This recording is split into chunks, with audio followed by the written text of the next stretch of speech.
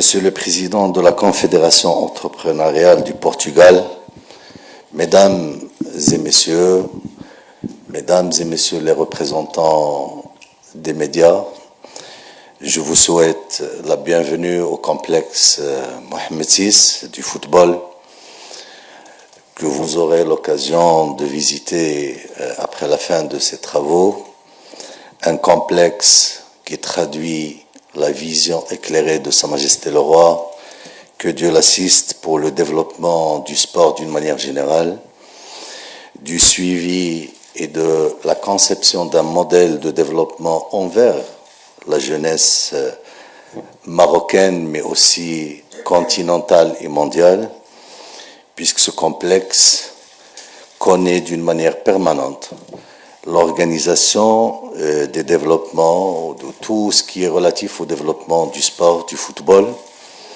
La preuve en est, il y a aujourd'hui un siège de la FIFA ici, et qui travaille en permanence au service du football et de la jeunesse mondiale pour développer le football. C'est une vision globale de développement menée par Sa Majesté depuis plus de 2 décennies et qui conjugue parfaitement un modèle de développement basé sur les leviers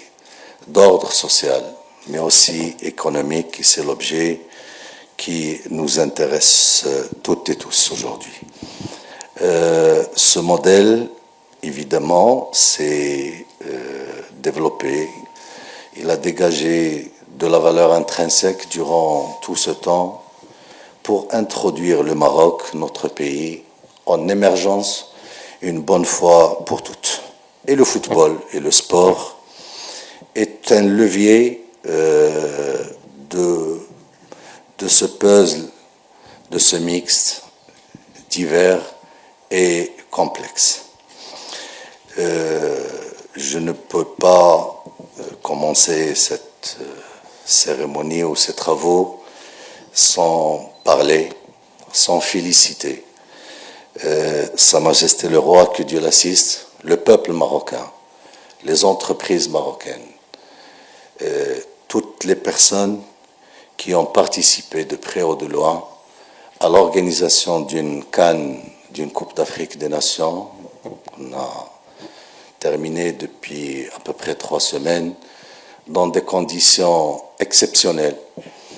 qui traduisent le niveau d'évolution, de développement de notre pays, des capacités de nos entreprises. Tout a été fait, construit, organisé par les entreprises marocaines, par les cadres marocains, et c'est une occasion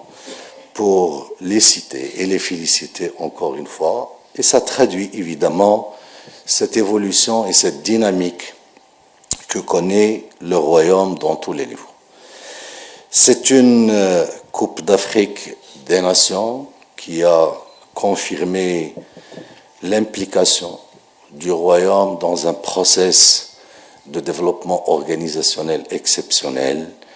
et qui évidemment a constitué une étape dans un processus qui nous ramènera en termes d'organisation des événements sportifs ensemble avec nos collègues et nos amis espagnols et portugais pour organiser la Coupe du Monde 2030 qui, de l'avis de tout le monde, c'est une coupe, et ça sera une Coupe du Monde exceptionnelle. Le football va fêter son centenaire, puisque la première Coupe du Monde a été organisée en 1930.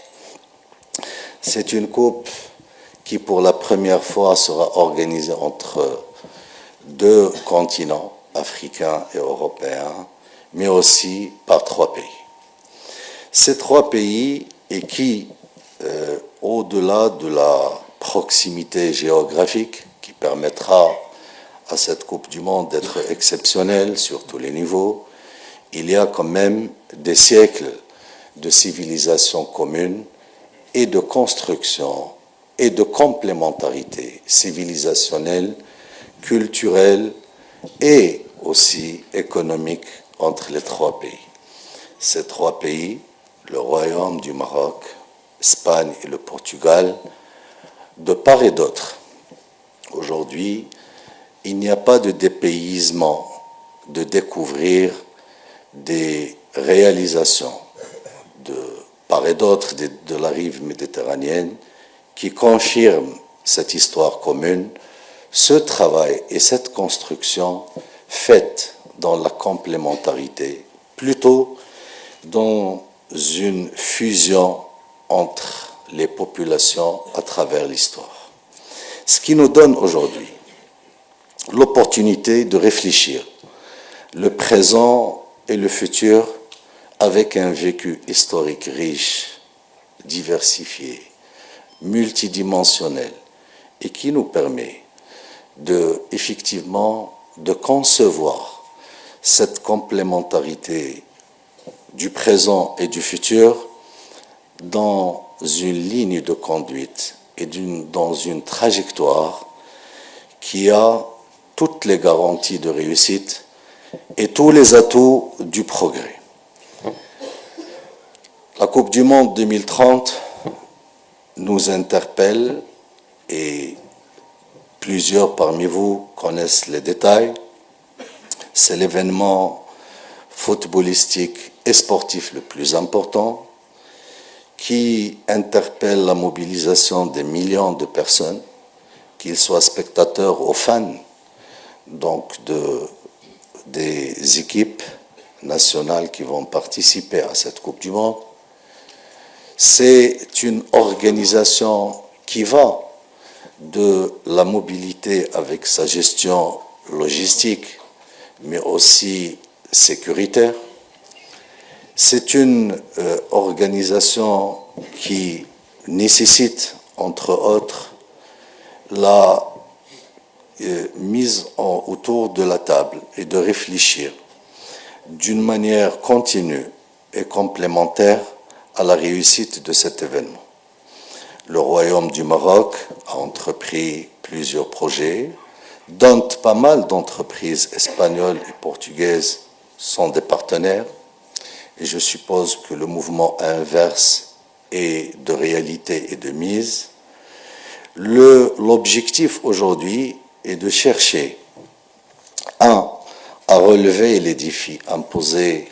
par le futur qu'on connaît, par le présent avec ses aléas. Tout le monde sait qu'on est dans un monde qui connaît beaucoup d'aléas, beaucoup de perturbations géopolitiques, impactant l'économie, impactant les prévisions, et c'est un défi qui interpelle notre intelligence collective. Les projets sont multiples, les opportunités sont énormes, et ce qui est beau dans une organisation d'un événement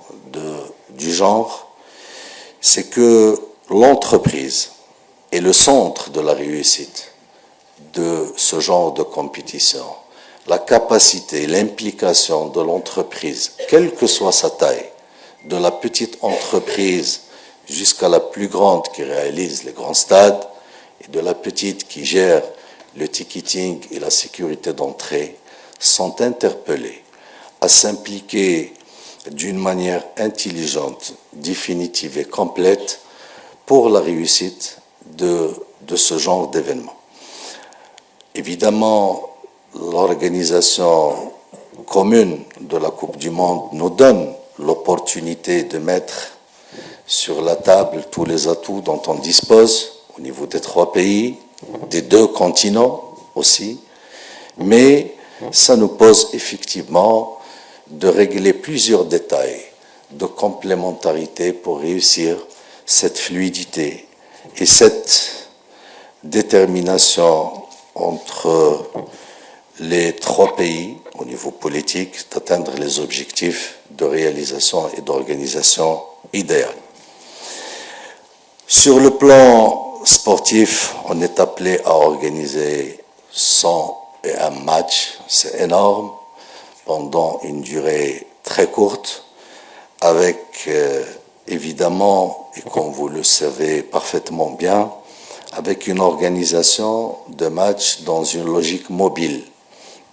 On n'est pas dans l'affectation de groupes par ville ou par pays. On sera dans des logiques de mobilité. Autrement dit, et tout simplement, une équipe nationale peut jouer son premier match à Madrid et jouer le deuxième à Marrakech et repartir à Lisbonne pour jouer le troisième et ainsi de suite. Et c'est cette logique qui nous impose une complémentarité pour assurer de l'homogénéité dans tout ce qui est organisationnel, dans tout ce qui est mobilité, logistique, infrastructure, etc. Et je pense que ce rendez-vous dont je vous félicite, je vous remercie sincèrement, j'espère qu'il sera réorganisé avec plus de fréquence pour trouver ensemble les meilleures manières, les meilleures pratiques pour dégager évidemment de la valeur ajoutée souhaitée dans les trois pays, mais aussi relever tous les défis d'organisation et réussir la meilleure Coupe du monde de toute l'histoire. Le Maroc a réussi, et de l'avis de tout le monde, l'organisation de la meilleure CAN. Monsieur l'ambassadeur m'a signifié son sentiment avant de rentrer dans cette salle, en assistant à tous les matchs de l'équipe nationale du Maroc. Et je pense que l'expérience footballistique et de l'Espagne et du Portugal mettront et seront là pour mettre ensemble une recette inédite de cette organisation et qui s'inscrit évidemment dans les objectifs qui ont été fixés pour cette Coupe du Monde lors de son annonce par Sa Majesté le Roi, que Dieu l'assiste, à Kigali, en rappelant que c'est une Coupe du Monde qui doit unir les deux continents, la jeunesse des deux rives de la Méditerranée, et qui doit rappeler cette richesse civilisationnelle, culturelle entre les trois pays, pour que la jeunesse actuelle puisse avoir cette occasion de rafraîchir la mémoire de cette culture commune qui constituera, Inch'Allah, un